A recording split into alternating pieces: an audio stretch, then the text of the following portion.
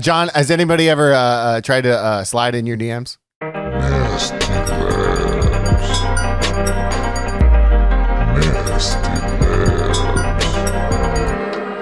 Welcome to the Nasty Lab Podcast, legally the best podcast. We're part of the HyperX Podcast Network, and we're the podcast from Game Studio Chuhai Labs, where we talk about games, game dev, Japan, and whatever else comes up. As always, we're your hosts, Kinsey and Mark. So open yourself up a Chuhai and let's go! Wow, Kinsey, Burke, you nailed that. Damn, You're an absolute champion. Well, that's because we are joined by my good luck charm, and I could get through this. John Riggs! John Riggs! YouTuber, retro game extraordinaire. Welcome to the show. Hell yeah. Thank you so much for having me. I appreciate that. I don't know about a good luck charm. That's you nailed it the first time. And I'm a 21 radio DJ with a stuttering problem. So the fact that you got through it is just fine. Booyah. That was a put down and a compliment at the same time. John, thanks for being on the show. How the hell are you? What's new? Tell us some stuff. It's that time of year, man. It's October, my favorite month of the entire year. I love fall more than anything. Start to get the Halloween vibes going on and everything. So we here at the Riggs household's all for it. So it's a beautiful thing happening. It's starting to be about pants and jacket weather, which is my favorite season. So I'm looking forward to it. Hell yeah. It's doing kind of actually the same thing in Kyoto too. Like, I didn't leave my apartment for a week because I was sick, and I feel like I totally missed the transfer of summer to fall. Like, the last time I left my house, it was like shorts and a t-shirt. And then like I came out this weekend and I was like, yeah, what happened? It's cold. It's baffling. Last week, amazing weather. Now like we're all wearing jackets and cold. Now, like it's pretty nice though. Why don't you tell us a little bit about yourself for people that don't know you? Everyone does though, but tell us a little bit about you and why you're the best. Who the hell are you? That's what I'd like to know. I'm just a fan like anyone else. I grew up with a passion for video games. I'm the sixth of 7 children in a big old house. Whoa. And video games were kind of my escape from all that. And it was like the first thing. Yeah, my brothers and sisters played games too, but for me, I was like, why would you want to do anything else other than play video games? Like, why would you even want to have other hobbies? That worked out fine for me. So I just grew up with all that. I keep nostalgia very close to my heart, and then just along the way, that's when I started realizing, thanks to the internet, there are still people today who still play these old video games, and I love them just as much as I do. And so thanks to the internet, then get more common communities and common bond with everyone else too. And I play the new stuff too, but I always go back to the old school stuff as well. Oh, hell yeah. Nostalgia's strong, especially for like retro games. Like, so many of us grew up with that, and like it's all we have. Yeah. like we don't have anything else to look back at. All we have is like Nintendo. I feel like it was kind of that like era where at least a lot of my friends and myself growing up, it's like my parents worked a lot. Because it was kind of that era, like the 90s, for something about it. It was like my parents worked a lot and I was always home by myself playing games. And so, like, that's just what I did. Yeah, and that's why I look back most fondly on growing up is retro games. Yeah, yes. That's why we're all here. Yeah, that's why we're all here right now. John, what was your last event you went to? Well, the last event I went to of any kind was called Vid Summit, which was a YouTuber conference. Not a convention. Cool. It's just it's a conference where other people who have YouTube channels or TikTok or whatever else, but hyper specific for YouTube, really. Right. But you can apply to anything. I went to that, which was always fun. It's in Los Angeles. The last video game convention I went to must have been Long Island Retro Gaming Expo in Long Island, New York. Very cool. And that ruled. And I've heard good things about that one. Oh my God, it was so great. Well, it takes place inside an aviation museum too. Oh, so shit. That's cool. Yeah. Not only do you get the awesome, you get the retro stuff and everything that you love about a video game convention anyway. The people, the vendors, the tournaments, the free play section. There are some, like especially the Northeast collectors. Again, I'm from the Pacific Northwest, so we all kind of know each other there. Both the vendors, the people, the fans, everyone. you see the same people over and over and over again. But when you go to a new place and then you see their collections and they're bringing in things, there were some Famicom things I was excited to see, like very excited to see, and other just peripherals that I didn't even know existed. So it was cool to see all of that I don't normally get a chance to see because they don't make it all the way to the West Coast conventions. But on top of all that, the Aviation Museum is also open with the price of your admission. So you're also walking around and you see the shuttle launchers and space shuttle stuff and airplanes, and you can sit down in like the 3 seats of like some 1970s style airplane. They still have like a row of seats that you can sit down and I don't know. Super, super cool, man. If you ever get a chance to go, Long Island Retro Gaming Expo in Long Island, New York. And it gave me a chance to hang out in New York for a few days, too. Cool. Oh, totally. Very, very cool. That reminds me of not video game related, but museum related. Okay. I went to a beer festival one time at the Pacific Science Center in Seattle.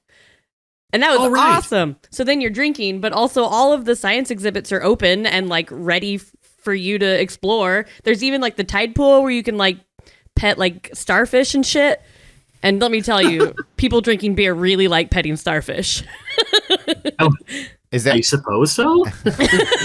Is that a like a child oriented like science? It center? sure is. Okay, yeah. It's like how much do you weigh on Saturn? And there's like a scale, and the numbers are huge. Like they're like large scale experiments, basically. Yeah.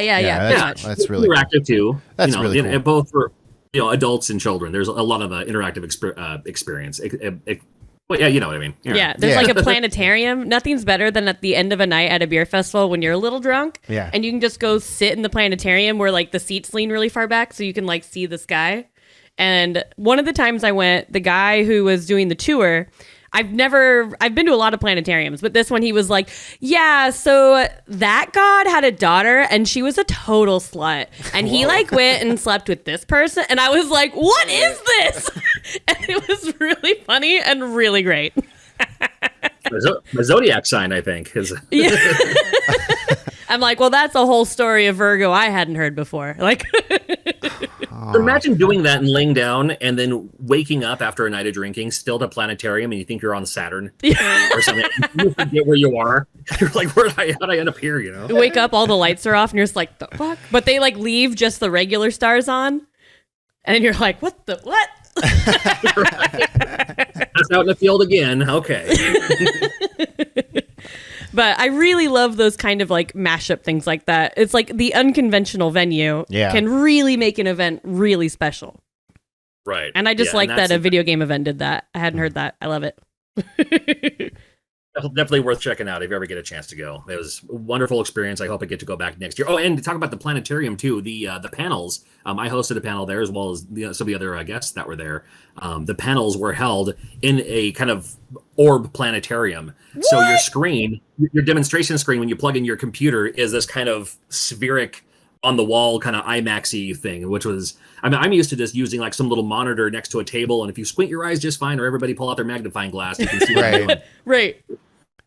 That's what I'm used to anyway. Sure. But yeah, this place goes all out, which I love about that. And that was just the last convention I went to, as far as the last video game convention anyway. Yeah. Of course. Yeah. Hell What? Yeah. That's awesome. Panels in a planetarium. Dude, so rad. Wow. Now I'm just like, you mentioned beer. Like, if I ever do my own event, I want to pick a really rad venue like that. It makes sense. Like, yeah. we could do it at a train museum here in Kyoto or something. That would be awesome. Oh, you should. Yeah. I'll be there. Yeah. Absolutely. Make it happen. That would be awesome. Well, we have a great show lined up for you today, starting with What Up, where we talk about what we're playing. Then we'll slide right into the main topic, which is, you guessed it, more retro games. Yay. And then we're going to move on to the news, and then we'll answer your questions from Discord. Hello, my name is Dan Gorman, and I am one of the mods in the Shuhai Labs Discord, and I'm back with my mini segment, Play This Shit, to tell you about a video game. It's called Lucky Town. It is created by Sock Pop Collective. It is a turn-based tower defense game where you roll your dice to build new structures and cast spells to defend your town. You do it by collecting dice. You can build buildings that'll give you different types of dice, that'll get you different types of resources. You got to build towers beside your houses. All the while, these enemies are coming in. You have to be very strategic about where you place your buildings.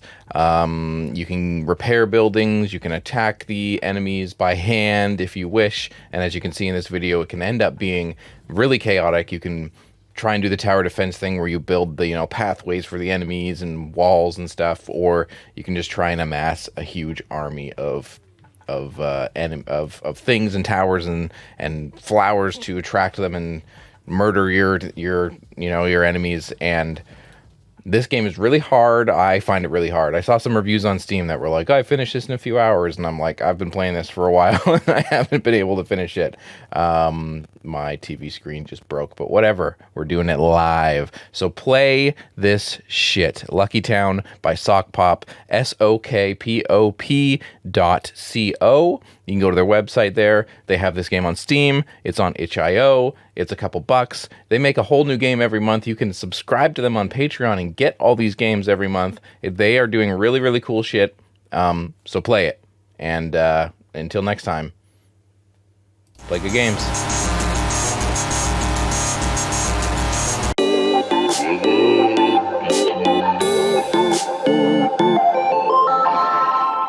All right, and now it's time for What Up, where we talk about what we're playing. And that rule I made up about 30 episodes ago is that guests go first. John Riggs, what are you playing? Oh, I get to go first, do I? The last game I've found myself playing, and I'm not one who even likes to 100% things. I'm not a platinum trophy achiever or anything like that. But I'm working on that right now for the game I'm currently playing, which is called C.A.R.L. I'm playing it for the Switch. It's also available on Steam, Xbox, PlayStation. And it's an indie title. You play as a robot that has to collect these, like the circuit chips and all that too.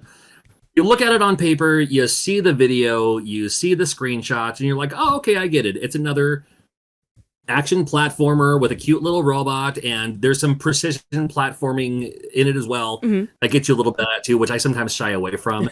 But the more I play it and the more I fall in love with the characters, and in the factory where you are, and you kind of befriend the other like robot rejects that also help you out along the way too. It's such a charming game. Cool. And it's a quick enough playthrough for me. I don't know if I put in...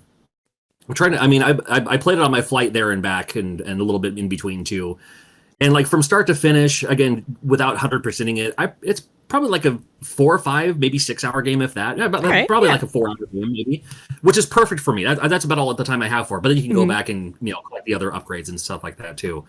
I found out about this game because my YouTuber friend Nintendo, shout out to him, he made this game. He came from programming before he got into YouTube videos. Cool. I had no idea. And so his game, his art, his programming, he had some help too, of course. But it's just such a wonderful game, and I can't recommend it highly enough. Is the robot's name Carl? The robot's name is C.A.R.L, and every robot in this game is all anagrams. So C.A.R.L stands for, I forgot what it stands for off the top of my head. It's like can I guess? Collecting assembly robot something. What were you gonna guess? I was gonna. I definitely knew when it was called C.A.R.L, it was gonna be something like Chrono Android Reject. It's it's gonna be something like where they just cobble words together, like in a funny way, like with a name like C.A.R.L. It's a great name. Yeah. Computer automated resource locator, which makes sense because you're going through these stages collecting all the items, and the items could be used for upgrades. The items could be used to unlock the next stage. The items are sometimes like a joystick that you can use in the arcade in the little games lobby area to play bootleg versions of popular arcade games that he also programmed into this game too. So it's like, oh my god, it plays just like this. And it's get some extra games for the price of admission and all that. Hell so yeah. I don't know. It's just like is the game like you're making it sound like you collect things? Is it like a Metroidvania or? Well, and that's what the beautiful thing is you go through the stages much like like a Mario World or something where it's like here's 1-1, 1-2, 1-3, 1-4, and then the boss stage. that leads to the boss. But every stage is its own Metroidvania mini level. Wow. So it's not like I have to collect the thing and then I have to go all the way over somewhere else just because the door opened up. It's Metroidvania-y, but in its own little stage where like this button over here will unlock the yellow doors will all open up. So each stage is its own thing, which is wonderful. And then each stage usually has one extra obstacle where it's like, oh, now you have to learn this enemy, this obstacle, this ability, something like that. Well, so it's wonderfully done. And, again, I would have saw it and I may have even skipped over it, but I knew my friend was working on it for the last few years. I was like, oh, I can't, I'll support your game by getting one. And of course, once I started playing it, I'm like, actually, this is legit good. I'm not just saying that because you're my friend. I mean, it's very, very good. Yay, awesome. That's awesome. I'll have to give that a try. Oh, I didn't realize that he came from a programming background. That's really cool. Shout out. I don't know if he's open for employment or anything like that. But. Oh, are you trying to get your friend a job right on this show? That's some high pressure sales right there. That's called a good friend. That is a good friend. Like good friend to him, but terrible friend to her. like, get him a job. Just get him a fucking hey, come on. I love it. I love this so much. Oh yeah. Cool. C.A.R.L sounds like a game I will play. For me, right off the top, the name of it is C.A.R.L, and I'm I would have bought it just for the name. You're already in. Like C.A.R.L, yes.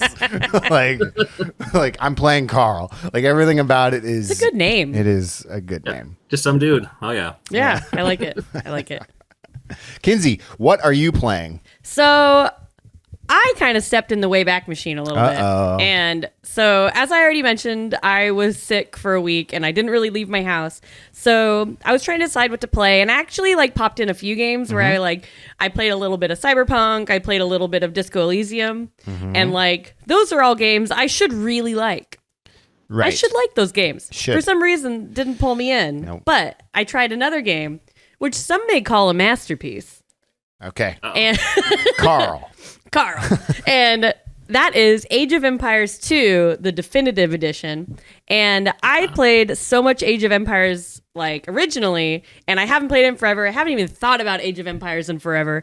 But I don't even know why I started. Oh, because I was gonna play this Crusader Kings, and I was trying to figure out if the co-op was fun because I was gonna play with my husband, and someone suggested Age of Empires, and I was like, oh yeah, I used to love that game. Right. It's not quite as involved as Crusader Kings is pretty involved. Sure. And it's pretty complicated and more strategic, and everything is a little bit harder. And I think that's not really what I was looking for since I was sick. But I wanted something like that. And the definitive edition is definitely the way to play it. Okay. And I downloaded a new textures pack, so it looks great. And you don't have to choose just from a narrow set of civilizations anymore. The definitive edition has way more civilizations, and they added a co-op mode, and I'm surprised that there's still so much support for this game because the co-op mode was only added a few years ago. Right. And we have had an absolute blast playing it. And it's funny because we haven't really played much. We tried the co-op mode once, and it really wasn't for us. I think just because we were both so used to the you just make a custom game, you try out different maps, you're either on a team, you're not on a team, you have AI people, you select their difficulty. We've just been doing that over and over and over again. And each match is, an hour and a half, and all of a sudden it's 2 a.m. and I'm like, oh, that's right, I'm a dork. Yeah. But and getting used to all the different civilizations I can play as now. So the Huns. Oh shit. They don't have to live in houses. So you never have to keep up building houses to keep up with your population. Right. And I was like, game changer. Okay. Damn. That's great. And I think it's the Aztecs. You can fit more people in a house. So then it's only half as many houses that you have to build. Oh, it's racist. Yeah, it is. Good point. Ooh, you might be right, but it's so much fun, getting to learn all the different civilizations and kind of min-maxing. Right. Okay, so if we're gonna play this map, maybe I should play as the Vikings because there's an awful lot of water here, and maybe I will put my battle mostly on the sea versus on land, and it's been a lot of fun. And I know that I'm not any sort of strategic genius when it comes to war games at all. But this has been a blast, and it's been so much fun to revisit. Like, I think Tony and I have already put in like 15 hours or something like that. Wow. So this game has been 22 years in the making for you to come back to it. What inspired you to go to this in the first place? Like, come on, what's going on? We just really couldn't decide what to play, but we wanted something medievally. At first, I was thinking RPG-ish, but there's not a lot of like directly co-op RPGs that are exactly what we were looking for. So we were just kind of going through Steam, and actually, I was going through RPG sale stuff. And one of the DLCs for this came up, but this wasn't actually on sale, and I bought it at full price. Whoa, that's not like Kinsey. I don't know if you know this, John. She is a cheapskate. Oh, trust me. I bought it at full price. So I get it. And I think I've gotten my $20 out of it. Sorry, what was that? It sounds like you got your money's worth out of it, though. Yeah, definitely. I like how I interrupted you, but I said the same thing you said. Oh, it's all right. The cheapskate runs deep within both of you. John, did you ever play any of the Age trilogy, quadrilogy, or any of those? No, I never have. I've seen them before, and looking at them, it looks like school. So just by nature of how everything, it's like I want to play a game to enjoy myself. And I look at that, I was like, man, like any of those Koei Bandit Kings of Ancient Boredom, I'm just like, I don't even know what I'm doing. Bandit Kings of Ancient Boredom. Get them. Get them. How to maneuver. Like I think they look beautiful. I don't have any problems watching other like Twitch streamers play them. And I kind of get it to an effect, but for me and the kind of video games I like playing, like if there's a VR version, I might like it. maybe that would get something into it.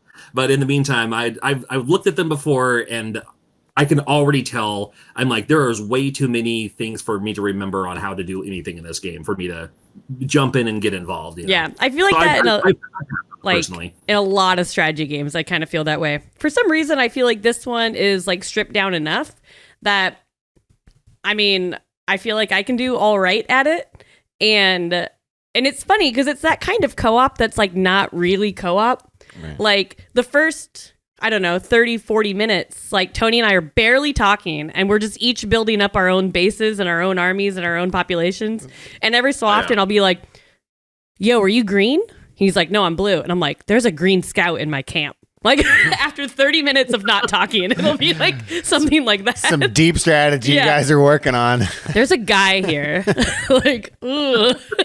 And I just found out actually, and it's probably embarrassing because once I found out, it was like right there on the thing. But you're always given a scout when you start. You given like a scout and like 4 people or whatever to get your civilization going. But you can put them, I don't know if it was in the old game, on auto scout. I don't know what and that is. And they just like your scout just goes and uncovers the map for you.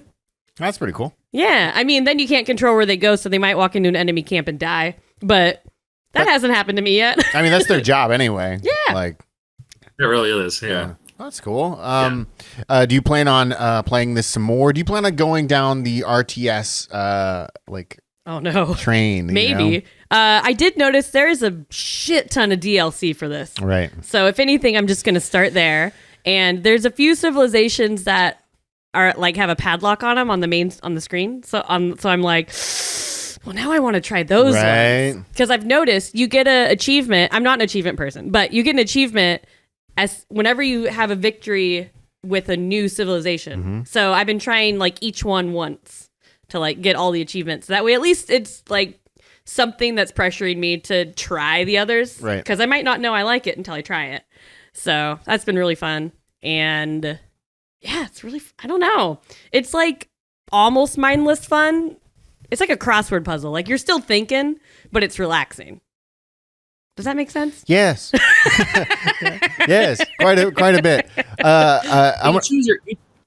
You choose your civilizations, and there's plenty of them to choose from. Are there DLCs that have just like off the wall, like Civil War reenactment civilization, or like furries, or is there some kind of? There should be. I did see that there was I don't know if they just included it in the definitive version or if it's always been there, but they have like mods you can start choosing, like official mods. Oh, there you go. And I saw one that you can change all your infantry to penguins and all of your horses into polar bears for Christmas. Oh, that's amazing. Get them. And so penguins are riding the polar bears. It's genius. And then your map is like the fucking desert. So good. So I have one little Wayback Machine that you took me on. So I used to read PC Gamer magazine, and I remember when PC Gamer had an issue on Age of Empires 2. I think it was the DLC was called the expansion pack was called Conquerors, I think. And they had an issue on that, and that was the cover. And in that issue, there was a CD that came with MP3s of the band the Mini Bosses. Have you ever heard of the Mini Bosses? Yes. Yeah, I've seen them live. So Nice. Okay, so this is 1999 or some shit, and like when I heard those songs, it was like Contra and some other bands or others video games. There was nothing like this. There was absolutely not. So I like didn't give a shit about the Age of Empires anymore. I just was just like obsessed with these dudes playing like Contra and Castlevania and Castlevania 2 and Wizards and Warriors and whatever else. So That's awesome. tell us about you seeing them, because I haven't seen them. No, they're amazing. I mean, they were the OGs back in my day. I mean, long enough ago, I first heard about them because I was looking up. I think I just looked up like Nintendo music or something on. Right. It was either Napster or Kazaa, one of those. So it was that late '90s. And when I discovered them, I was like, oh my god, there's people that are actually doing this. Because I mean, I took piano lessons when I was growing up, and I learned how to play, like my favorite Nintendo songs on the piano, and I could do that. And then when I heard full bands doing this, and then I'd hear some of the ones of like the live versions, like they do this live. It's amazing. And then, of course, now along the way, now we have, hundreds probably of video game cover bands. And I try to support them whenever I can, especially at video game conventions when they're playing live. But it was at a video game convention where it was at Game On Expo, and it was the Mini Bosses headlining, as they should. But I mean, like Mega Ran was there. He's a nerdcore hip hop guy that I really like. Super Madness, NES, Super Madness was there. And then they're absolutely wonderful as well. They're out of Southern California, and they do. I know they also do the same thing, kind of like rock and metal. The Castlevania. I mean, one of their CDs is literally the Castlevania 3 soundtrack and the Batman soundtrack. Wow, that's your CD. But they only have like the drums and guitars, but they also have a keytarist. They have 2 guitarists now, so it also has that Nintendo sound to it, along with the metal. And that's so cool. But then part of that was the Mini Bosses, and it was like, I went up to the lead singer. I can't even remember his name off the top of my head, but I was like, you probably get this a lot, but man, you were the first I heard of. It's like, I used to play you on college radio back when I was doing the college radio stuff. Maybe I was the first. I don't know. So we'll see. I mean, like you were up there. That's for sure. Yeah, definitely. You were, like that Age of Empires issue definitely changed a lot of people's. It fucked with a lot of us. It was like, and it had nothing impressive. to do with Age of Empires. But I bought it because it said Age of Empires. It came with the MP3s, right? Came with MP3s, like wild stuff. But back to Age of Empires. I look forward to more stories about how you build things for 40 minutes without talking to your husband. Yeah. It's a great co-op game. I think that's why you're playing it, so you don't have to talk to each other. We're like on Discord, but in 2 separate rooms. It's like, yo, you see that scout? That's it. Like, so until things start going to shit, because then all of a sudden you're like, wait, I'm being attacked. Do you have an army yet? Can you send it over?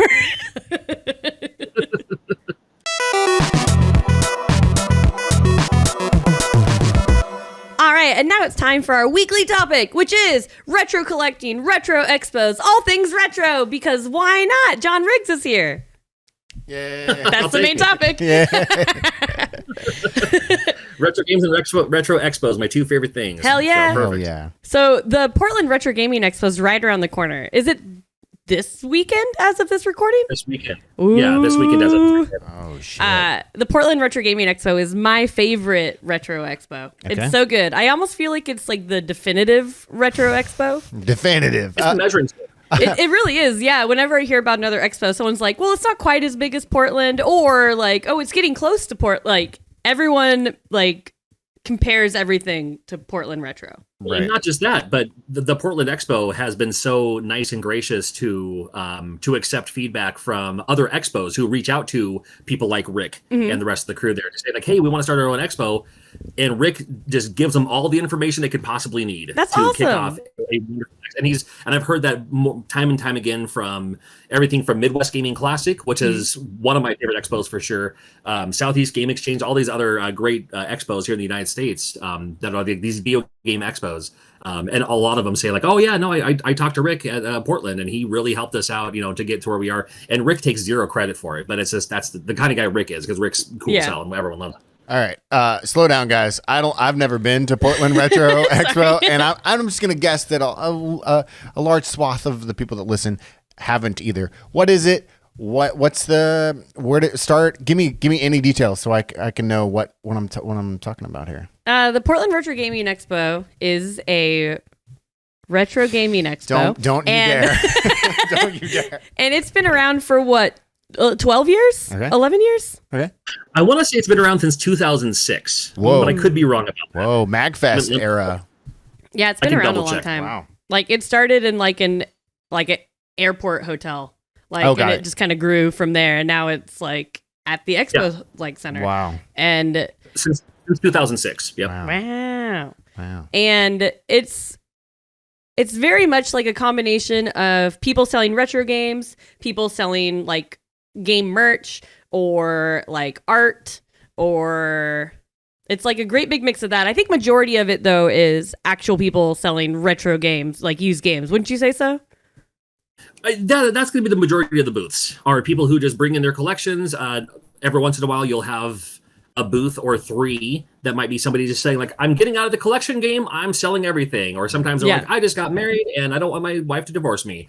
Or, there's like, I'm buying a house and I need help buying a house. So you'll see those people selling everything. But yeah, a lot of people are bringing in just, their extras, their duplicates. Video game stores from the area will come in or even fly in. There are Etsy sellers who sell their art on Etsy, but they also will have a booth there set up selling their custom hats or paintings or art, like you said too. But I would say a good, I don't know if it's 50%, but 50% or more of this expo is the vendor hall, which is ginormous. It's huge. On top of the vendor hall, then you'll also get the arcade, which has like 100 arcade machines, 100 pinball, all free play. There's no quarters needed for this thing. So everything from all, and one of the organizers was really into pinball. So you have everything from classic pinball that still uses literal bells underneath the devices to charm and chime, to whatever is like the most modern pinball as well. Panelists from all over that they'll fly in, like not just like YouTube guests, but like industry tech people who actually made video games. Warren Davis is coming in. He's the creator of Q*bert. This is the 40th anniversary of Q*bert this year. So he's really oh, me too. It's one of my favorites. Things like that. So there's also going to be panelists there, and celebrities to us for sure. People, industry tech people, and historians, and that's half the fun. And on top of everything else, it's in Portland, Oregon, which is like one of the coolest cities in the world. Right. So you get the whole Portland experience for people coming in, and just gonna have a great time for 3 days. The first day is just arcades, but then Saturday, Sunday, it just opens up Friday night. But then Saturday, Sunday is when you have the panels and the vendors. Oh, nice. And it's just the place to be, man. So, how many years have you been, and are you gonna get a booth? I will have a booth. I mean, my booth, I just have a single table this year. Sometimes I go out in a booth. Sometimes I get a booth with friends. I'll have a single table. I'll have a single table as just a place to hang out. And I have my home brews. I wrote a book and everything. So I'll have those too. And it just gives me a place to be too. But I've been going since, I want to say 2014. And I had to miss 1 year because my oldest had a ballet performance, which of course I couldn't miss. So these things happen. Being a parent, these things happen, but I've been going for the last several years. But there are some people who have been there since day one. Wow! And it just becomes the place to be, man. It's the one to go to. Yeah, I think I've been going since 2011, 2012. I don't remember, but what I do remember is when I got together with my now husband. Apparently, the PRGE Portland Retro Gaming Expo was his like guys trip every year. And once we started dating, I remember it was like a thing when I was like, well, I'm going to go too. And they were like, whoa. Okay. And they realized it was okay because at first they may have been a little bit apprehensive, but when you're the one recommending the strip clubs and all that, I think they were like, okay, she can stay. Yeah. Thank you for saying that. Gotta get that steak. She does always bring up the strip club every time about how Portland's got the best strip club. And it does. Like we were Not talking even strip clubs. Yeah, she was talking with like our Atlanta friend, and she was like trying to like one up him, like what? And this one's vegan, and this one, and he's like, lady, I'm from Atlanta, like the home of strip clubs, but it always comes up, and I love the fact that it always comes up. I'll never forget eating ribs on the rail of a strip club, which means you're in the front row, and. Right. Ribs are not usually the meal of choice on the rail. You know, you really probably shouldn't eat on the rail. But this girl came up to me and she was like dancing and we were talking about like feminism and I'm like, fucking Portland, man. This is great. And then she licked your fingers clean. I hear you. So. She like moved my plate out of the way so she could dance closer to me, but I was still legit holding a rib. And I was like, what do I do with it? Like, I just keep eating? Do I hold it to the side? Like, what is stripper rib etiquette? I don't know. Now you ribs at the gate or at the bar. It was great. I really wish there's video of that. Like I don't need to see the stripper. I need to see your reaction. Holding a rib. I probably got some barbecue sauce on my face. Yes. It sounds miserable. I would love to have seen that. She's like, feminism, am I right? And I'm just like, I got ribs in my mouth. Yeah. Like, so, what are you going to be doing? Like at your booth? What's your angle? You know, my angle is, like I said, I have a homebrew that I made. It's on NES. I have a couple of them. I wrote a book. I'm just like with video games. I'm also as nostalgic for breakfast cereal. So I wrote a breakfast cereal book about breakfast cereals of the 80s and 90s. Oh, that's right. Congrats on that coming out, by the way. Thank you. Appreciate that. So I have those mostly, and because I can drive in, I do have some larger items that I never use. Like I have a Commodore 64. It's like I'm not going to use this ever. You know, it's just sitting in a box. So it's like, well, if somebody else wants it, you know, let it go for cheap or trade or whatever. Yeah. And again, it's just a place to be. So when I'm out shopping for myself, I can also stash that, you know, under my table or something. Yeah. They do kind of offer a YouTuber table that people can take advantage of, but it's in the arcade. It's too loud. You can't hear anything. So it's like, well, it is better to have your own table too. Having that home base is really nice at expos. It really is. So that's what I'll be doing. And then I'll close shop every once in a while and do some more shopping for myself. And I'll host a panel on Sunday about how to edit NES games. I've done that in the past, and it's interactive with the audience where I say, okay, let's change Mario's fireball to what? A cat head. Okay. Oh, so cool. Then by the end of the game, it's, you know, some creature on stilts throwing cat heads, you know, with we hack a Nintendo game live. Oh, that's really cool. And that's so awesome. Yeah. I'm sure people love that. That just sounds like how did you get into that? I mean, that's a neat little hobby. What is that like? Yeah, no, it was just for fun. I mean, I got into it because once upon a time I was watching Adventure Time with my kids, and I was watching it too. And I was thinking, man, Adventure Time, this kid with this anamorphic, you know, blobulous dog. It reminds me a lot of A Boy and His Blob for the NES, which I love. So I went on some message board, it was probably Reddit or something, saying, hey, or maybe it was Nintendo Age at the time, I don't remember. I said, somebody should hack A Boy and His Blob, so it's Adventure Time. And the internet, being the internet, was like, why don't you do it? I was like, oh yeah, whatever. So I learned how to do it. Wow. And that's literally how I got started into it. That's really cool. Like, well, I've seen every bad, you know, naked Mario, you know, the Kiss characters in Mario 2 and all that. Right. Anybody can do this. So it's like I just learned how to do it and then went from there. That's honestly where I got started.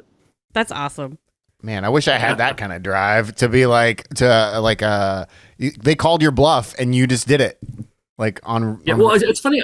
I never got as far as actually hacking A Boy and His Blob to Adventure Time. But once I learned how to do it, I was like, oh, this is fun enough. And I just kind of did that for a while, and you know, and it eventually led to just me kind of making my own homebrew because, yeah, it's fun that I can take a game like I can take a game like Burger Time and transform the characters so it's Bob's Burgers in Burger Time. That makes sense. Yeah. But I can't legally sell it because it's still Burger Time. It's someone else's code. Right. So that's when I was like, well, I need to come up with my own homebrew so I can hack that and have it be whatever I want. So that's when I came out with my NES game for the purpose of I can change the characters and customize it to if somebody wants it to be, them and their significant other or or their kids or whatever in a game. I've done that too. I've done wedding proposals, like Legend of Zelda. Like instead of getting the sword when you first walk in the cave, it's a ring and like says like, "Oh, I love you, will you marry me?" That was super cute. So stuff like that. It's just and that's also when I got my start on my YouTube channel too. Was I had started getting more and more requests from other people saying, "Hey, can you do this? Can you do that?" It got to the point where I just kind of said like, "Well, it's very time consuming, but I will show you everything I do because all the programs I use are free. Anybody can do it." And it was more of my way of passing the buck, saying like, "I don't want to do it, but here, you go through the process." And then it turns into like when you watch a cooking show on Food Network where it's like, here's how to make this glorious 9-tier carrot cake. We're like, that's awesome. I'm never going to do that, but I'm glad you showed me that I'm not going to, at least I know the process is out there. Right. And it's so cool that you got started that way and now you're doing it at Retro Expos and like, it's coming full circle. I love it. That's really cool. It kind of is, yeah. So Retro Expos, do you have a favorite? I know it's hard to pick. I think you've been to more than anybody I know. Name them all. Name them all. Yeah. No, seriously. Name all the ones you've been to and then tell us the best one that's not Portland Retro. If you gave me enough time, I probably could name every single one of them I've been to. But my favorite, just because, again, it's going back to the nostalgia and everything awesome. You kind of have to put Portland at the top of the list. Yeah. Just by nature of what it is and how awesome it is. Again, like I talk about Long Island Retro Gaming Expo, it's cool that it's in a aviation museum. Highly recommend that. Midwest Gaming Classic in Milwaukee, Wisconsin. Love that one for sure. They took a lot of pages out of they worked very closely with Rick for Portland. And so it's set up like Portland, maybe even bigger square footage wise, because they're really hyper focused on pinball as well. But they also have a homebrew area where it's just homebrew, and there's another room that's just like the 20-player steel battalion setup. Oh, rad. There's where the Wisconsin Convention Center is for Midwest Gaming Classic. It has a bunch of like these little rooms. So when you walk down the hallway, you look in one room and it's like a little mini arcade club rave, and you go in the next room and it's a bunch of people with NESs set up, and it's all homebrews. The homebrew creators are all showing off their new game. The next room is people playing like tabletop games too. Tabletop is a huge presence for Retro Gaming Expos. It's not all video games. There are also just you just walk by and there's people playing. Generically Catan or something. Whatever the new board game is or whatever. So there's a lot to do at any of these. They are. That's awesome. So if not Portland, I might say Midwest Gaming Classic is my favorite. But again, like on Expo in Phoenix is wonderful. Love Town Lester. The SoCal Expo is great as well. Both Retropaloozas were a lot of fun in Texas. Gave me a reason to go to Texas. It's something. And Kinsey was there too. Mo GameCon in St. Louis, Missouri, takes place in a literal community college gym. Hell yeah. Super small. Yeah. Super small, but the people are so nice and friendly, and they ain't broke. So they show up with fistfuls of cash. It's the only thing to do in the area. Right. So they'll buy anything. So I'm down for that, Yeah, that expo was really fun. Like it was a lot smaller than I thought it was going to be, but that's like not a bad thing at all. It was fantastic, and everyone there was so nice. But the more I do these conventions too, yes, the big ones are fun and fine and everything, but it's also like with Portland, you can't go to the bathroom. I hope you're wearing Depends because you can't leave your table. It's so busy. Yeah, it's so really crowded. busy. So the more I do these conventions, the more I have a huge appreciation for these smaller expos. They're like, oh, we're just a small. And it's like, no. It's you're doing something for the area, and people are going to love it too. And too many games as well. Too many games in near Philly, Oaks, Pennsylvania, is wonderful. And every convention has their own charm. They have their own thing going on. Depends on the organizer. Portland and Midwest Gaming Classic, they're both pinball guys. So there's a whole bunch of free play arcade and pinball. Too many games. The organizers are from the punk scene. So they really emphasize live music. So there's a concert hall that has live bands every day or something, So there's always a reason to go to check out any of them that are in anyone's backyard. That's awesome. Hell yeah. And since it's mostly like most of the booths there are people selling retro video games or their collections or their retro game shop or whatever, do you have any tips for people who may not go to that many retro expos, but they're gonna, and on actually collecting video games while at a retro expo? Like, what are your tips and tricks for that? Yeah, it's just I don't know if I have any tips that aren't just I mean, shop around. I mean, Yeah. if there's something that you're specifically looking for that you may not find, it may not be there when you get back. Yep. But definitely shop around. And my thing that I always tell other people too is you have to make your laps, like go around maybe a couple times, and then do a lap in reverse, because you might see something this way that you didn't see when you're walking through it this way, just with how people's tables are set up. I do that in my own. Like whenever I go to a convention, I oftentimes will do a convention video on my YouTube channel. Yeah. Where it's like, oh, look at this cool thing. Look at this thing I found. Oh, here's a table full of stuff. Oh, that's pretty cool. And I'm editing my own video back, and I'm like, there's something in I didn't even see it until I watched it. I'm so focused on this thing, but this thing's way cooler, and I didn't even know it was there for a disc, like for cheap. Right. I could have picked it up. I was so focused on this Famicom disc system game or something. I don't know. It just never comes up. Yeah, definitely. Okay, so let me ask both of you. I've only been to one retro expo, and that was in Korea, so it's a totally different thing. But what have been the coolest things you've ever gotten? You each get one. Let's start with Kinsey, and then we're gonna go to John because his is gonna be bonkers. I don't know. I'm trying to remember. Like I mean, we all here know that I'm a little bit of a cheapskate. Yeah.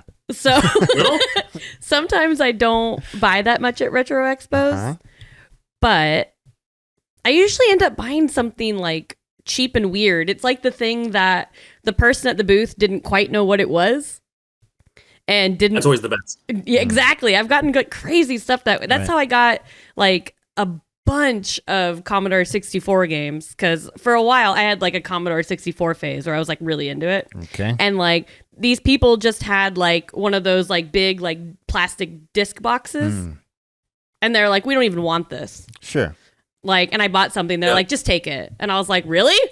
And they had like some really good games in there. Granted, they were all like disc only, but still, like if I just want to try it like on the actual Commodore 64 and not on an emulator, like I could do it. And it was so much fun. And let's see, I've got a lot of import stuff because I feel like there was a era, not as much anymore, but an era of retro expos where people didn't know / didn't care about imports from Japan. So sometimes a lot of people would be blowing them out, because especially if they're like a store, right? Imports weren't as popular because everyone's like, oh well, I can't read Japanese, so why would I want it? So a lot of, I mean, some games are still a lot cheaper, the Japanese version, but these were like crazy cheap.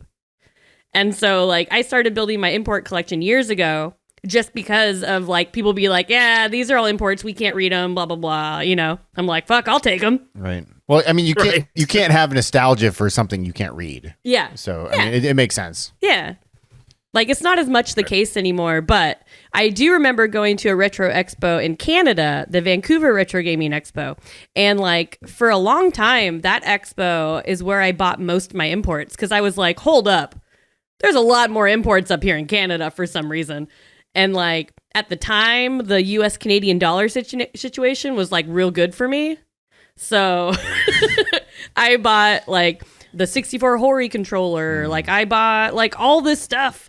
And then I bought like, that's where I bought my first Wonder Swan. I bought the Tade Panda Wonder Swan, and it was absolutely adorable. And like I just went like import crazy that year. And I bought a bunch of weird controllers. I bought some pachinko controllers. Like, why? But they were like Sunsoft and fucking adorable. I had to buy it. No, they have a little trigger on them and everything. Yeah! Absolutely. Pachinko controllers are so cool. Sorry, I know you said great. one item.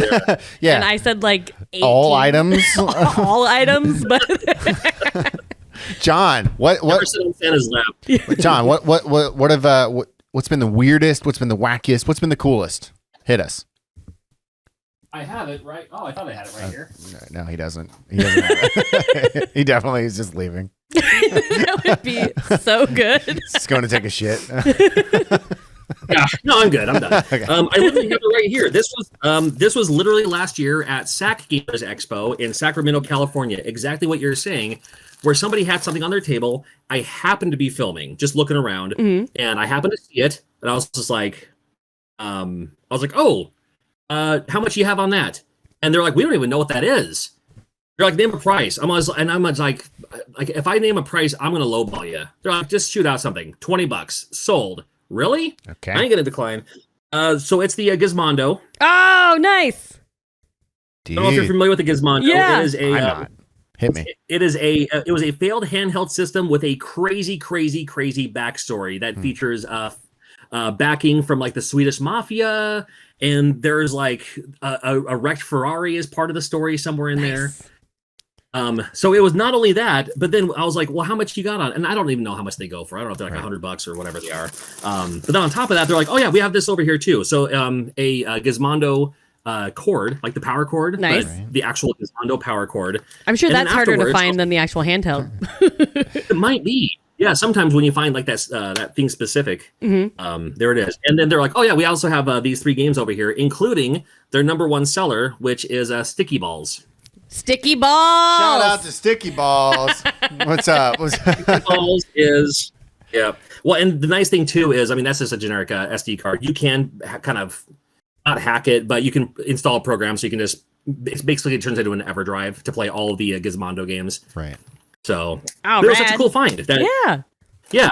And it just turned into one of those things where it was it's a piece of video game history.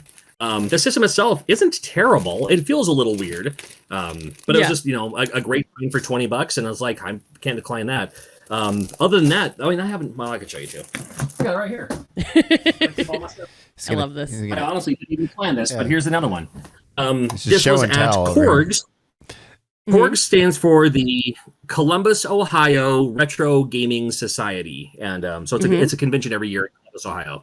And I'm a huge, whenever I see like NES homebrews, I buy one every time. If it's a homebrew I don't have, it's like the one Nintendo type thing I still like actively collect for are these people making new games for the NES. Yeah. And they made one called Super Korgs Simulator, which is literally, they made it just for the Korgs Expo, not the biggest expo in the world. And I don't remember how many copies they actually made, like an actual physical copy. The ROM's available for free online, but they brought a few games. I was like, I need one of those for my collection. Oh my God, how much is it for sale? Oh, cool. And they didn't sell it to me. They're just like, oh, we were just having it laying around, and then later on in the expo, they're just like, hey, you seemed really interested in this, so here you can have this for free. Oh, damn. But a friend of mine and I both collect NES homebrew, so we keep each other posted. Like, oh, this thing's coming out. This thing's coming out. They're coming out. They're coming out the Garbage Pail Kids NES game soon. So, yeah, I saw that. But when I found this, I was like, oh my God, dude, this convention, and they didn't advertise it or anything. They just happened to have it there. So sometimes there's things that you don't even know is going to be there, but it's a convention exclusive, and I happen to be there. And if it wasn't for that, then this would be the thing that nobody had. I think they made a total of like 3 or 4 copies. That's awesome. Wow. And I feel like, of course, you can make your own too. I mean, I can make my own too. Sure. But like the unexpectedness at Retro Expos, I think is what I love the most. Like I get the question all the time, like, oh, what are you looking for at this expo? And I'm like, well, I'm not really specifically looking for anything because I don't know what they have yet. If I'm going to buy something, I'll know it when I see it. Yeah. I mean, some people have the list. Yeah. I mean, I haven't been to any except for one, but like, it seems like you don't go there for something specific. There are those collectors that have like their list. Yeah, that you were saying that like these are the games I need for my collection. There are those people. Yeah, but I mean, yes, of course, because those people are trying to like complete some task. Yeah. Really. But like, if I wanted something specific, I could just go on eBay. Like so that's why these are so exciting, because it's not about specifics. It's about like the wonderment and the fucking about the discovery, the joy of seeing some weird piece of plastic. Like, and like some of the booths can vary like widely in price. Like John was saying earlier, like to do your once or twice around before you buy something. I mean, in some cases you're right, like they might not be there when you get back, so depending on the item there's always that. But some of the prices can vary widely between booths because they're not all like retail stores who know all the prices at all times.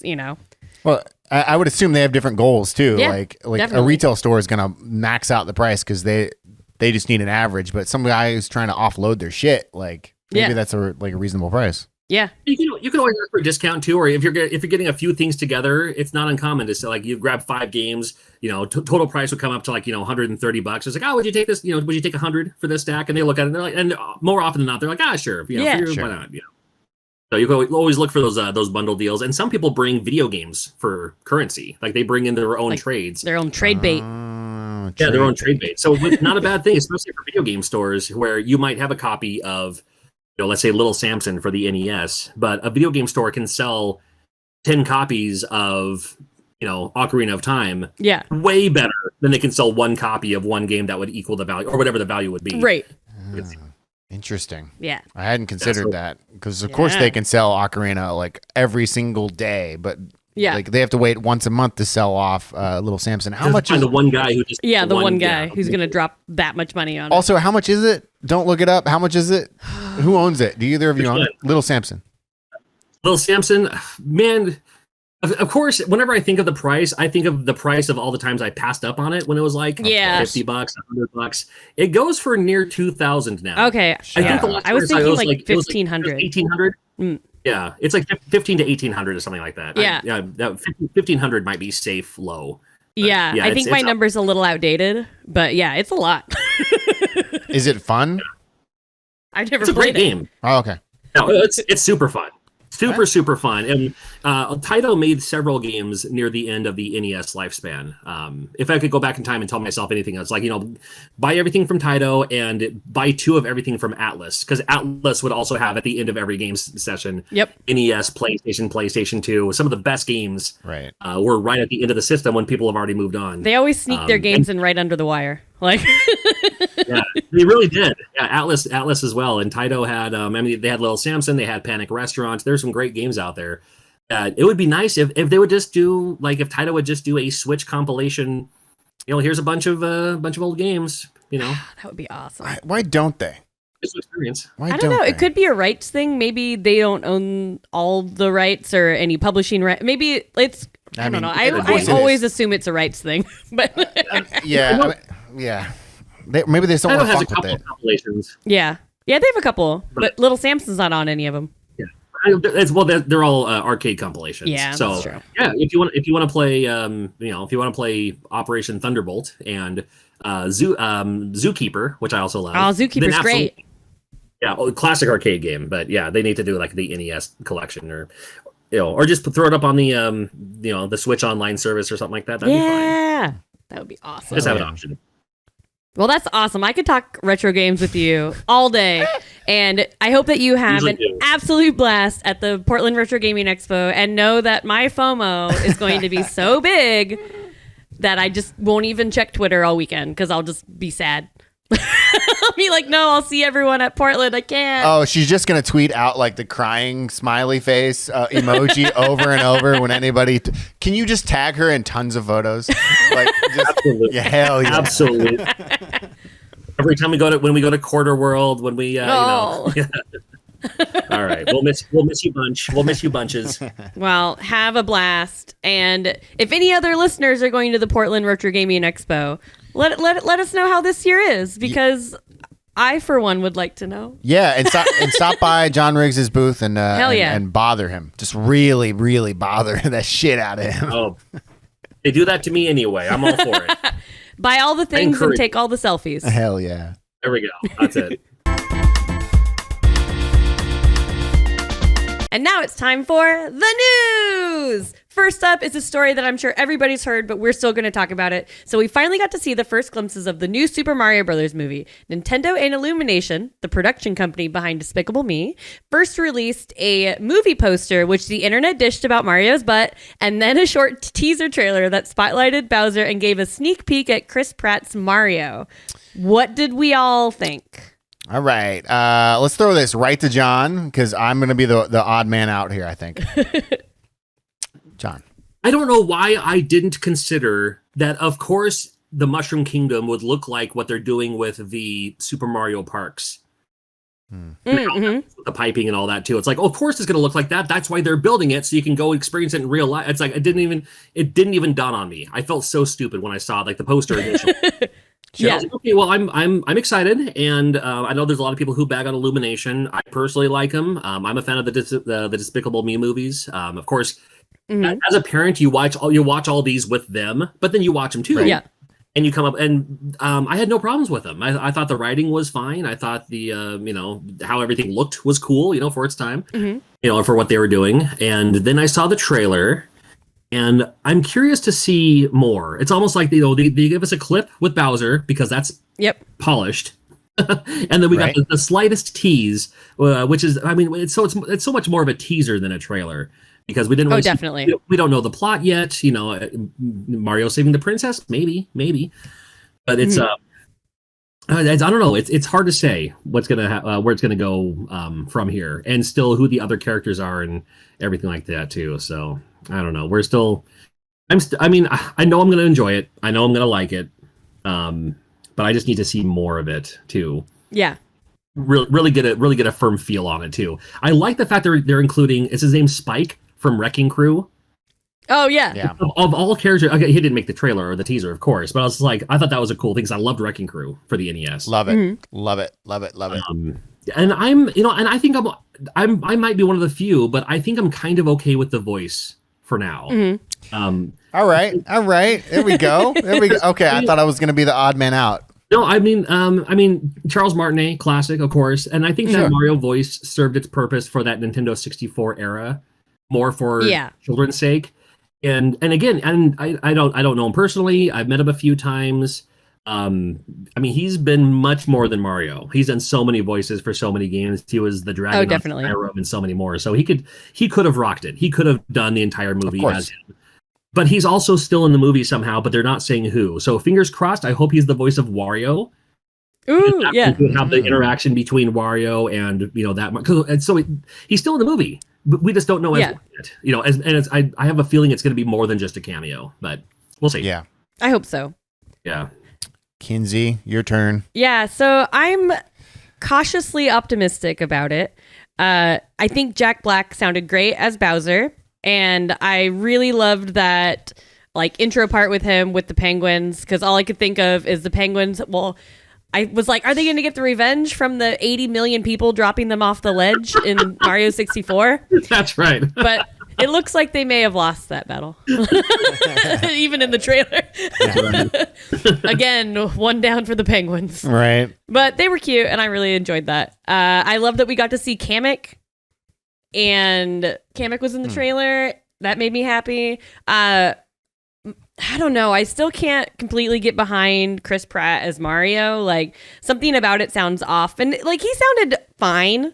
I don't think I'm gonna hate it by any means. Yeah. But I don't know if you guys watched the trailer in other languages, but I believe it's in French.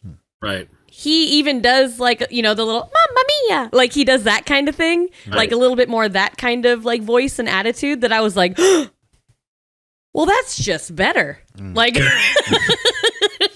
it in so if you haven't so if you haven't watched it in other languages, just try it. Okay. He sounds great in French. He sounds like Mario, how I would expect Mario to sound in a Mario movie. Right. But we'll see. I do really like Toad in that trailer. Yes. He's just like, no! Right. Oh, that one's fine. Mm-hmm. I don't know. He made me happy. I really want to think Toad is a really responsible, organized spaz. Right. I imagine he will be. That's what I would like. I imagine out of a movie version of Toad. Right. But no, I'm cautiously optimistic because coming off the back of the Sonic movies, I loved the first Sonic movie. I thought it was really fun and just silly, and it went back to 90s Jim Carrey. Something about it was just so charming and fun that I'm hoping this one has a similar nostalgic fun feeling. It'll be fun. That's what I'm hoping for. Right. Yeah, I think it'll be fun. Yeah. Okay. All right. So, all right, John, I'm a very cynical person, and but this is where I differ on this movie. I think this movie is going to be an 8.5 out of 10. I think it's going to be pretty damn good. Okay. Because they're betting the farm on this. Yeah. So it has to be good. It can't be it's not going to be an A. It's not going to be a fucking fantastic Casablanca over here. This is going to be. It's going to move products. Yeah. And they're banking on this with their partnership with Universal for Universal Studios. Mm-hmm. All sorts of things here are really important. And I think, don't worry, it's going to be a great movie. I also think that unfortunately that it's going to spin off into a lot of other products. Yeah. This is just a backdoor pilot for them to partner up with, I don't know, Netflix or whatever to make TV shows, and it's going to Star Wars it. It is. No, I fully believe that, especially the fact they bought an animation studio recently. Nintendo did. And so that's where my cynicism actually kicks in. That it's about the long tail. Yeah. Like, so this movie is going to be really, really good. It's got to be. It has to be. It does look really good though in the trailer. Like it looks really nice. Right. And there's a lot of references in the trailer that I found one of them in particular to be fantastic. There was a reference to the Road Warrior, the intro when Kem what's his name? Kamek. Oh, Kamek? Kamek. The way Kamek introduces Bowser is straight up how the guy introduces the Lord Humongous from Mad Max: The Road Warrior. Right. Brilliant. Pretty tight. Yeah, and I looked up the directors, and they've done that reference like 5 times in other things they've done. So they really love Road Warrior, which is a great movie. You should watch it. It's not for kids. Good Lord. Like there's a very adult shit in that movie. Anyway, I think Chris Pratt he's just there for a name. Yeah. And like he will be good. He won't be great. He will be good though. He's there as a name for people that don't give a shit about Mario. Like, oh, Chris Pratt's in it. Yeah, if they don't like video games or Mario or whatever, they might be a Chris Pratt fan. And that will make them see the game. It's just like a different market. Yeah. And it kind of brings everybody in. I think they did a great job with the casting. I'm pretty darn pumped for it. I don't like what will come because of this. I don't like that they're going to squeeze every single dollar they possibly can. Mm-hmm. But I'm pretty pumped for it. So. I did see, though. Did you guys see? Okay, so we see Luigi for like just a few seconds in the trailer, right. and you don't really hear him that much. Yep, not at all. But I've seen a lot of people cut that from the trailer and add like crazy Charlie dialogue from It's Always Sunny with it, and it's kind of the best thing ever. And I'm like, I know this isn't like real when it comes to the Mario movie, but it sold me as Charlie Day. I think it's gonna be so good. I think it was brilliant. To not show what he's has to offer, because like all we heard was like, oh, that's all we heard, and they're gonna like slowly unravel this, like the teaser trailer to the trailer 1 to the trailer 2. Each time they're gonna show us more characters, and I think last trailer they're gonna show Martinet. That's what I think.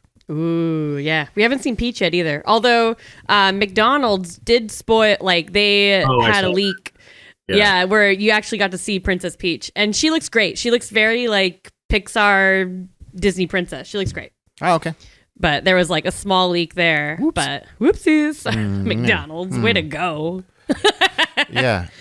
All right, and our next bit of news is CD Projekt Red recently announced in a strategy presentation on Twitter that they have quite a few titles in the works. Right now, their long-term plan is for these titles. Okay, you guys ready? It's a list. But... Okay. So, Projekt Hadar is going to be what's known as Projekt Hadar is going to be a new IP. Project Sirius, Witcher game from the Molasses Flood. Project Polaris, new Witcher trilogy from CD Projekt Red. Project Canis Majoris is a story-driven open-world Witcher RPG from a third party. Phantom Liberty is, of course, the one that we all know already, is the Cyberpunk 2077 DLC. Okay. And Project Orion, which is the Cyberpunk sequel. So they've already thought about a Cyberpunk sequel as they're doing the DLC. So they currently have about 350 people working on Phantom Liberty, the DLC. And this is hell exciting if you're a fan of either of these series. But it's also... that's a lot of things to like soft announce. I know it's mostly like code names and shit, so we don't really know, but... damn. Yeah, that's pretty cool. It's a lot of wheels turning there. John, are you a fan of The Witcher and or Cyberpunk? I'm a fan of both. I'm a fan of both. I'm looking forward to all of the above. I was one when everyone else was bagging on Cyberpunk. I loved it. Yes, it crashed on me a couple of times. Yes, I got a few glitches. It didn't. Granted, I was playing on a PlayStation 5. But I love glitches in video games. So maybe I was the odd one out on that one. But huge fan of Cyberpunk, and even with we saw a huge spike increase after they released the new series. So now we're getting back into it, and they're still patching things along the way too. So I mean, it's perfect timing for them to announce now, like, hey, this game's already out. Here's the series on Netflix, and oh, by the way, DLC and a new Cyberpunk that might hopefully it'll incorporate some of what we have on the Netflix show too. Wonderful animation on that. So I've been watching that. And anything Witcher, you can't go wrong, really. I mean, you can make a Witcher interactive dating simulator, which I'm sure people would love. But I'd play I would play that. You can make a Witcher Tetris clone, and it would sell a million copies. So I'm down for all the above. I usually hear about these things. I'm like, okay, cool. I'll wait till it comes out, and then I'll grab it when it does, because I know I'll have a good time with it. Yeah, I do think the one downside to announcing like so many things all at once is like, granted, like people forget about them, or as depends on how they decide to keep them relevant and keep The Witcher relevant and everything going, because that's a lot. And I don't know what of these things besides Phantom Liberty they're currently working on.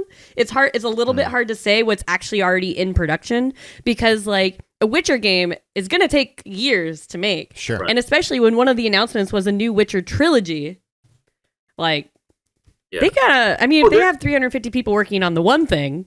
Damn. They're talking about is it a trilogy, or is it like just a remake of the first 3 games as a collection? Because when you said Witcher trilogy, I was like, oh, okay, they're gonna re-release 1 through 3 and call it, I don't know if they're just gonna. It's a new Witcher trilogy. Oh, see, yeah, that's gonna. I hate it when they do this, because now I can't die.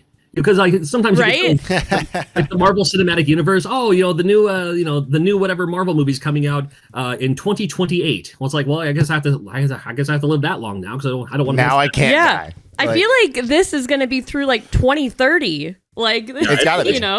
Well, the last Witcher, between Witcher 2 and Witcher 3, that took more than a couple of years. So yeah, this type of announcement though, this isn't like, hey guys, get excited. Isn't this more of like, hey, investors? I think it is.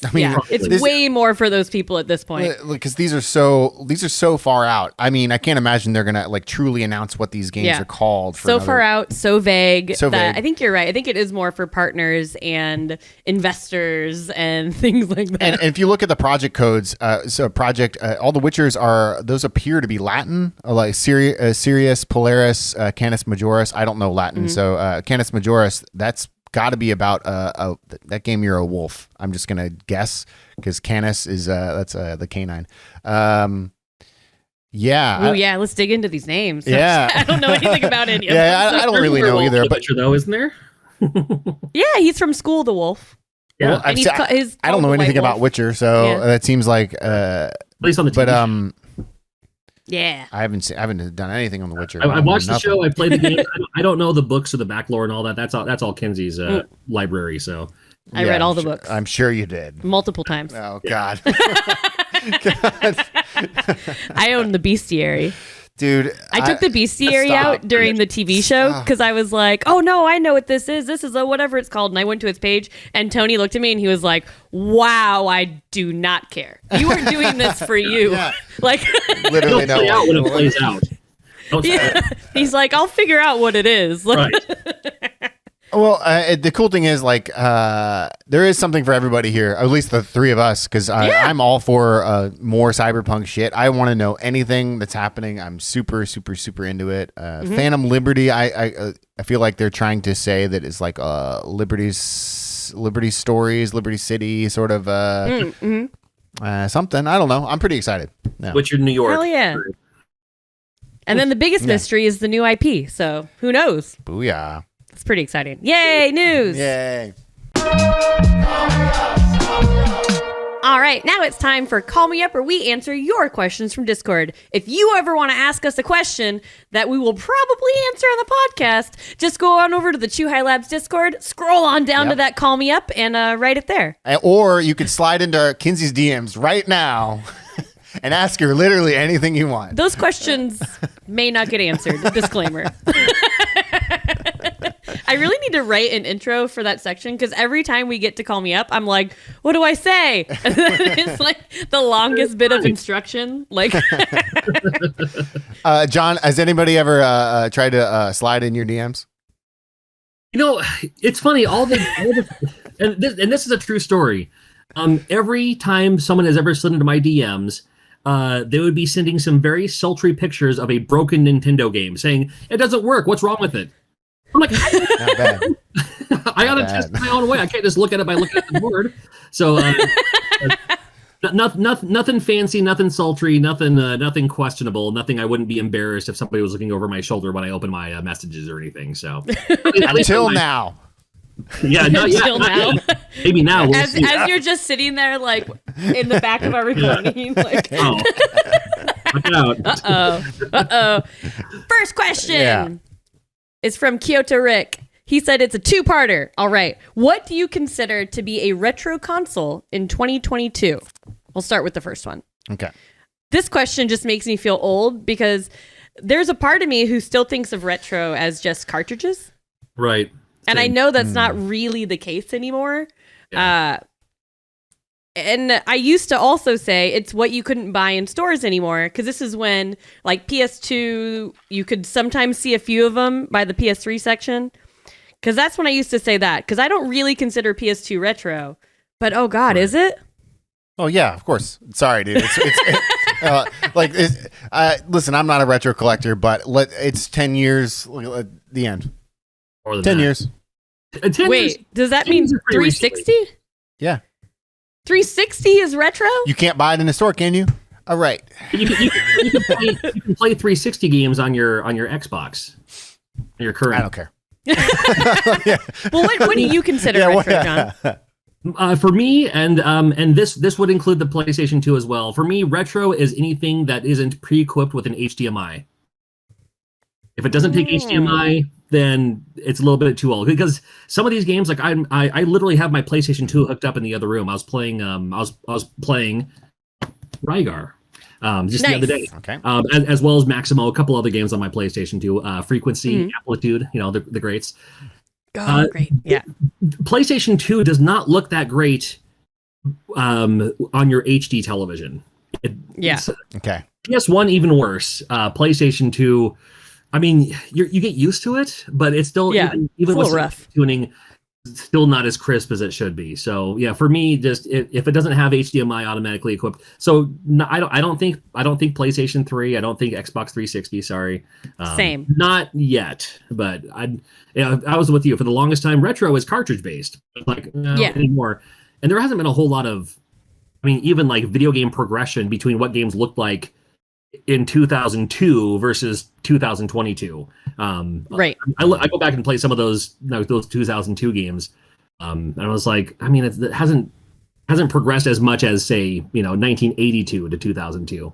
Sure. Right. Definitely. So yeah, it's about the same. That's the same amount of time if you think about it. 1982 to 2000. Yeah. Holy shit! Like 1982, everything looked like garbage. It's fucking garbage, and now everything looks like the bouncer. Right. Okay. Well, you guys are both wrong, and it's 10 years. All right. Next question is: if you could play one retro console for the rest of your life, what would you choose?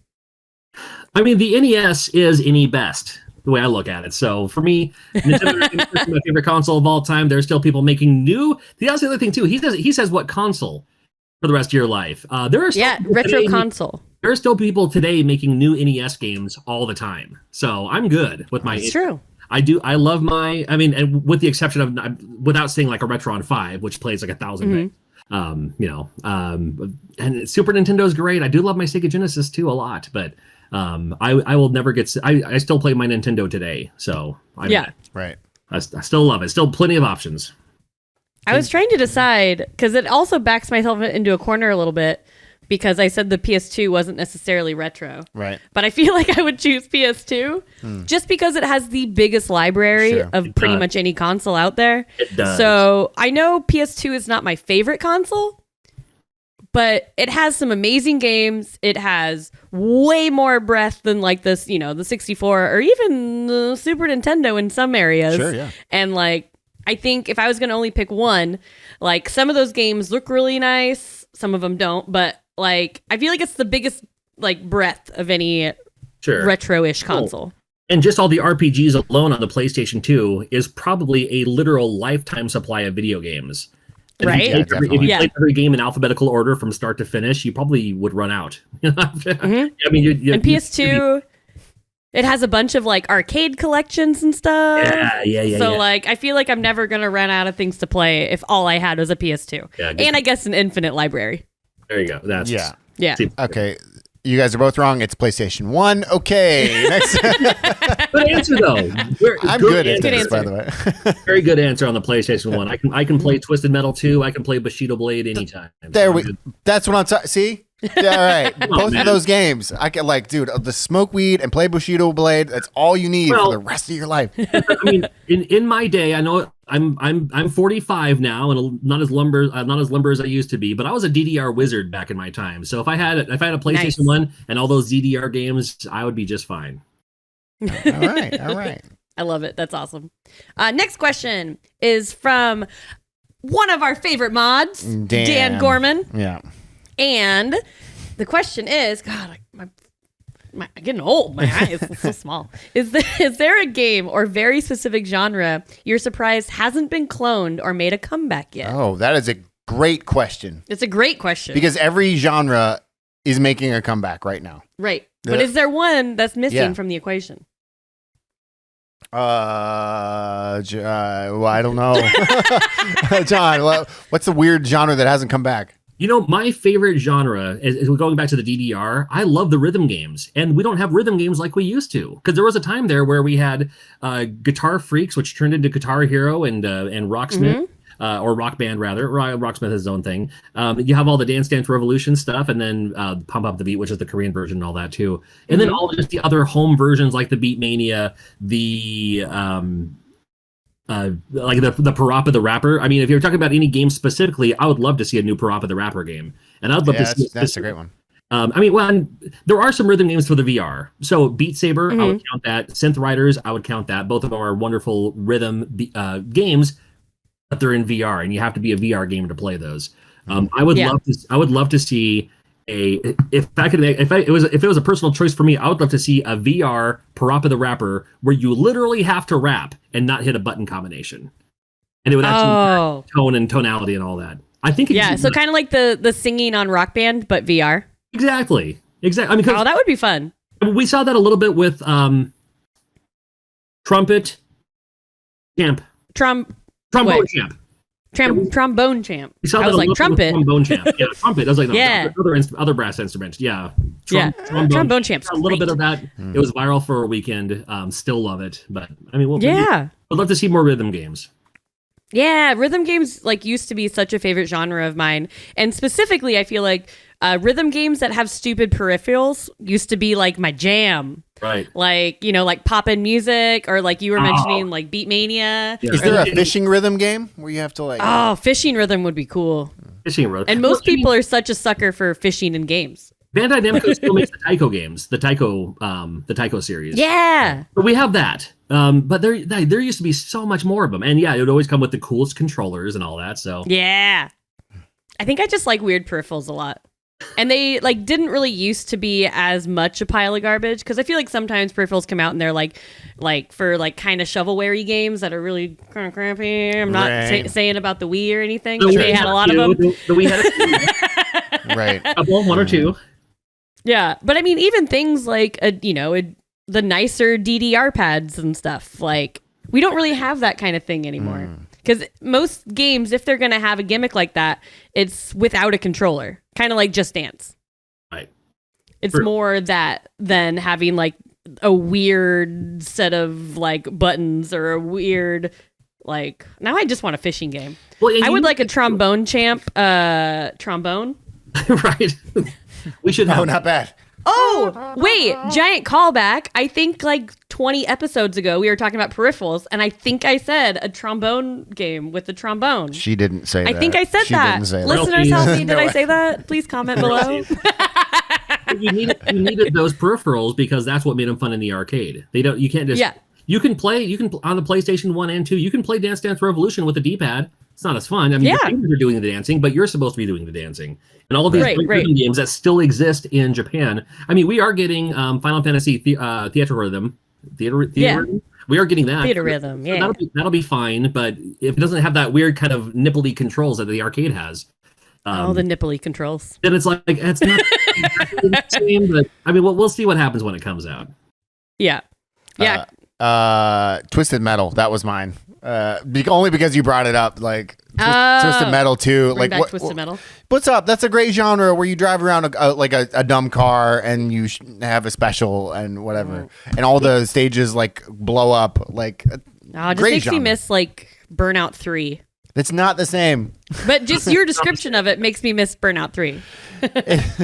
Yeah, not the same. I need a big what's his name? Axle with he's got the wheels on two giant wheels, and he's right in the middle. Oh yeah, he's strapped. Dude. I need to blow up the Eiffel Tower. All right. We could have that game now. I mean, you could have it be 100-player battle royale style in an entire city, and just Google map the whole city up and down the streets and hiding behind and all that. I mean, that would be. I mean, you had the little towns and stuff like that in Twisted Metal 2. Twisted Metal 3 was kind of going off, and then kind of went to a was it the Vendetta, or what was the other one called? Mm-hmm. Yeah, Black.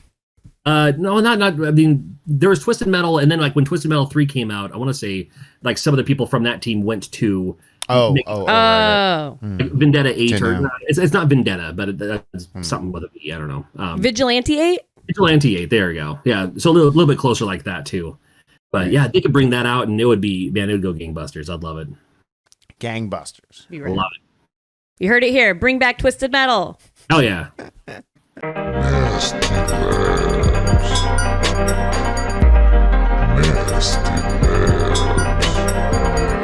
All right, that's all the time we have for this episode. Thank you so much, John, for coming on.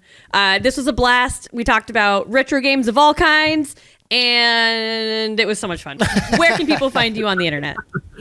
I am at John Blue Riggs on all social media. I have a YouTube channel where it's just my name, John Riggs. Find me there. And I stream on Twitch as well, where you can also find me at John Blue, or it's like, twitch.tv/John Blue Riggs. I'm just my name. I don't have a cool stage name or anything like that. It's just a name given to me. Well, hell yeah. We're going to throw down the links and all that other shit. It's been super fun. I get to say thank you too. And you're a cool dude, and I can't wait for you to come over to Japan and hang the fuck out with us. Hell yeah. Now, borders are opening like what, tomorrow? So I mean, it's gonna today. Oh yeah, today. So get your ticket right now. Well, it's today for you, so get your fucking ticket right now. And all the other stuff. Japan's waiting for you. No, ain't ready for all And this. as always, you can find Carved Snowboarding right now on Oculus Quest. Halloween Forever is available on the Nintendo eShop right now. And Curse to Golf is out on all the things right now. Mark, where can people find you on the internet? You can find me at The Henry Demos. Kinsey, where can people find you on all of the things? You can find me at Kinsilla, Kinszilla, on all. Oh, you took my line. Yeah, I know. On all the things. And you can also find Chew High Labs at Chew High Labs on all the social media networks out there, but mostly Twitter. Hell yeah. Huge thank to HyperX Podcast Network for help making this happen. And thanks to all of you for listening. You are legally the best. We'll see you in 2 weeks. Bye. Bye.